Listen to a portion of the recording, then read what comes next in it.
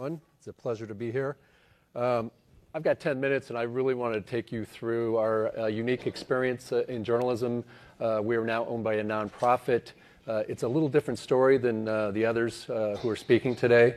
But the good news is, we've had many years of such great stability in our company, consistent ownership. We've had such continuity that we've pretty much got it figured out, and I'm going to explain that today. All right, that was my fake news. It's 9 a.m. I'm just seeing who was awake out there. In truth, as you know, many of you know, we've had 7 owners in the last 11 years. And through that turbulence, we finally have reached a point where in the last 15, 18 months, we've really had a really super stable environment. And the newsroom at the Philadelphia Inquirer and the DailyNewsInfo.com can't say enough about how much they have really taken advantage of this opportunity. It starts with an ownership structure that really, what's unique about it is that we're owned by a nonprofit. Every dollar we make stays inside our company. There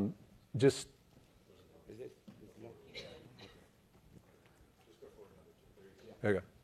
So in our situation, every dollar stays inside the company. So if you look back at the 7 owners in 11 years, we were at one point, I think it was in 2007, we were $515 million in the red.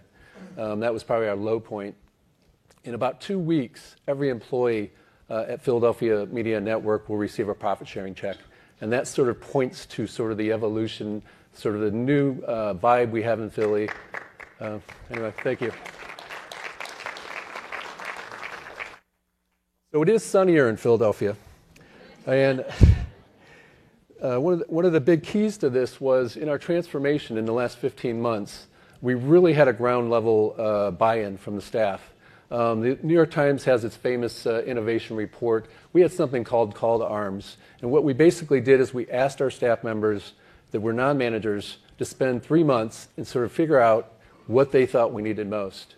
And from that came a 30-page report that really melded really well with our strategic plan, and it put us in a position to really take off. And boy, have we ever. So I'm going to explain to you a little bit about where we're at in that process. This map, if you have been to Philadelphia and you've ever seen the SEPTA map, this is sort of the version of that, our transit system. One of the big things we have decided to do was, in the last handful of months, every employee in the newsroom has agreed to reapply for their job.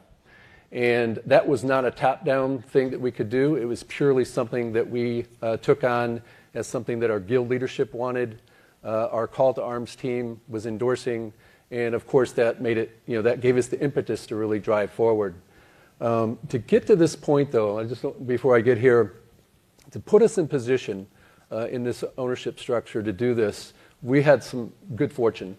The night table stakes engagement we had with many of the people who were on this panel was perfect for us. It provided methodology, a structure, it put us on a course to be very disciplined about what we were doing. And again, everybody on staff really took that to heart. And so that was very key to us. And from that came this notion of, if you could build it from scratch, what would it look like? And this, again, I can't emphasize enough the staff, that impetus of saying, let's make this a grand scale. Let's really, totally transform what we're doing. And one of the elements of that is what you see here. And this is our notion of taking every staff member we have, all 250, and putting them in the best position to succeed, the best position to add value to the company. So we've added 36 new beats. We have totally transformed what used to be a copy editor into a multi-platform editor. We've added more data viz help.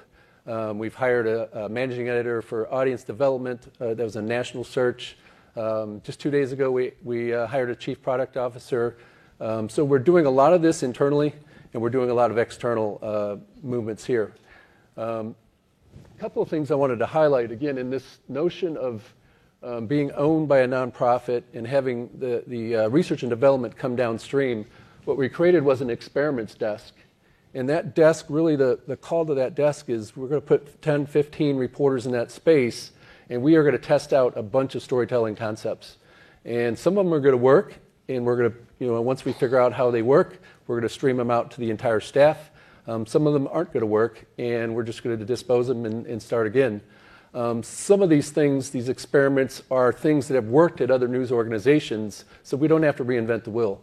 But that's a desk where when we post those jobs, and the postings go up in about a week. By the way, we've already hired our 50 managers. We had 50 managers placed. 75 people applied for those jobs. So we are about just getting started, and we've got 200 jobs to fill. But this experiments desk has buzz in the room. People are excited about it. It really is our sort of notion of, owned by a research and development oriented institute. This is a great landing spot. Another example is just sticking to our core mission. About a year ago, less than a year ago, we hired Jim Neff from the Seattle Times, four-time Pulitzer Prize winner. This was a reminder to the room that all this digital transformation, we have to stay to our core mission. So this team here, for instance, a team of 5 becomes a team of 11. It's the Philadelphia Inquirer, Daily News, sort of bread and butter. The cool facet of this, and again, this is another one of those desks where there'll be many applicants, is that this notion of a quick strike, of when news happens, some newsrooms, and ours included, we tend to wait a couple months, and it takes a lot of reporting, it takes a lot of resources. The quick strike team will turn these things around in days, and we've already had some early successes there with the current team we have.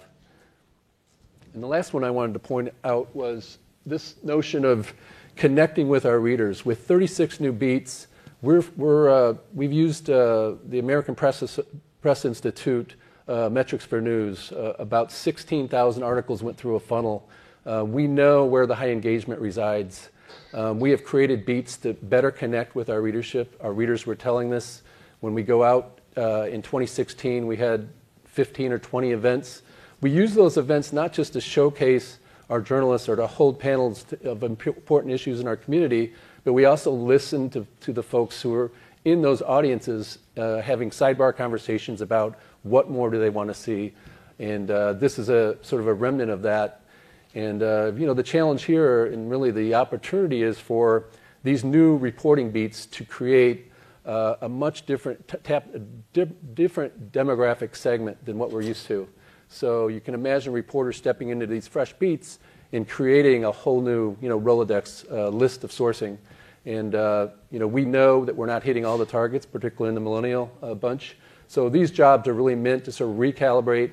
Again, I think there's through this process, some people will remain in their same jobs. Others, will step into a place where they've never been. But clearly, these are. We've proven out that these are the categories where we have potential audience.